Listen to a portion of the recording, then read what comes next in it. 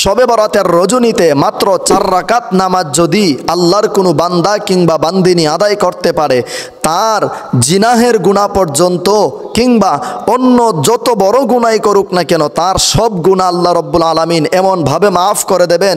মায়ের গর্ভ থেকে যেইভাবে একটি মাসুম বাচ্চা দুনিয়াতে আগমন করে, সে যেমনিভাবে নিষ্পাপ থাকে, আল্লাহ বলেন সেই নামাজ আদায় করার পর আল্লাহ রব্বুল আলামিন আল্লাহর সেই বান্দা কিংবা বান্দিনীকে এমনভাবে নিষ্পাপ বেগুনাহ মাসুম বানিয়ে দেন।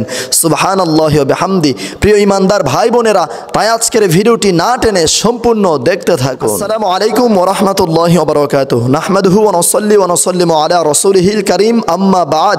প্রিয় ইমানদার ভাই বোনেরা, শবে বরাতের রজনীতে আজকের 4 রাকাত নামাজের নিয়ম এবং 4 রাকাত নামাজের ফজিলত আমি আপনাদেরকে বলতে যাচ্ছি। আপনারা ইতিমধ্যে অনেকেই জেনে গেছেন যে এইভাবে যদি আল্লাহর কোনো বান্দা কিংবা বান্দিনী আমল করতে পারে, সে নিশ্চিত বেগুনাহ মাসুম হয়ে যাবে, একদম নিষ্পাপ হয়ে যাবে এই রহমতের রজনীতে।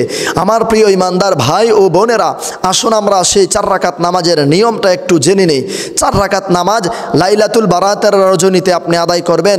এশারের নামাজের পর আপনি শবে বরাতের 12 রাকাত নামাজ আদায় করার পরও পড়তে পারেন, এর আগেও পড়তে পারেন। তবে আপনি একবারে এশারের নামাজের পর থেকে নিয়ে ফজরের আজানের আগ পর্যন্ত এই নামাজ আপনি আদায় করতে পারবেন ইনশাআল্লাহ।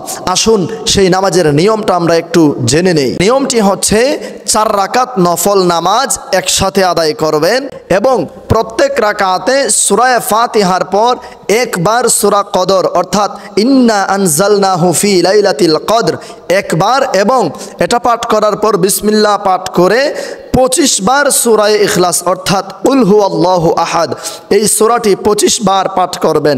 পাঠ করার পর আপনি দ্বিতীয় রাকাতও সেম একইভাবে পাঠ করবেন, তৃতীয় রাকাতও একইভাবে আদায় করবেন, চতুর্থ রাকাতও একইভাবে আদায় করবেন।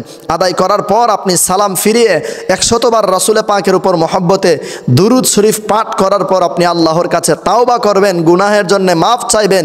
আল্লাহ রব্বুল আলামিন আপনাকে নিষ্পাপ বেগুনাহ মাসুম বানিয়ে দেবেন। এই রহমতের রজনীর বরকতেই এটা। আল্লাহ রব্বুল আলামিন এই রজনীর উসিলায় আল্লাহ আপনার জীবনের সব গুনাহ মাফ করে দেবে। তবে এটা যদি কোনো জিনাহের কারণে আপনি চেয়ে থাকেন কিংবা অন্যের হক নষ্ট করে যদি চেয়ে থাকেন, তাহলে খাসভাবে আল্লাহর কাছে প্রার্থনা করতে হবে এবং খাসভাবে আল্লাহর কাছে তাওবা করতে হবে। যদি ওই রকমভাবে তাওবা করতে পারেন, আল্লাহ আপনাকে অবশ্যই মাফ করে দেবেন। আমার প্রিয় ইমানদার ভাই বোনেরা, সেই নামাজের নিয়ত হচ্ছে প্রত্যেক ওয়াক্তের যে নফল নামাজ, সেই নফল নামাজের নিয়ত আমি আবারও পড়ছি। নাওয়াইতু আন উসাল্লি আলিল্লাহি তাআলা আরবাআ রাকাতাই সালাতিন নাফলি মুতাওয়াজ্জিহান ইলা জিহাতিল কাবাতিশ শরীফাতি আল্লাহু আকবার।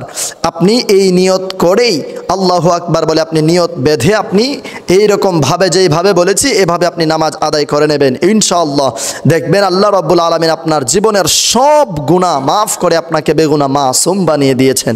সুবহানাল্লাহি ওয়া বিহামদি। আল্লাহ রব্বুল আলামিন আমাকে, আপনাকে, আমাদের সবাইকে যেন সেই নামাজটুকু আদায় করার তৌফিক দান করেন। প্রিয় ইমানদার ভাই বোনেরা, আপনি নিজে একা কেন আমল করবেন, আর আপনার মাধ্যমে যদি, আপনার দাওয়াতের মাধ্যমে যদি অন্য আরেকটি ভাই কিংবা বোন জীবনের গুনাহ মাফ করাতে পারে, তাহলে সেই সওয়াবের ভাগী আপনিও হয়ে যাবেন। এজন্য আজকের এই ভিডিওটি সওয়াবের নিয়তে বেশি পরিমাণে শেয়ার করে সারা বিশ্বময় ছড়িয়ে দিন।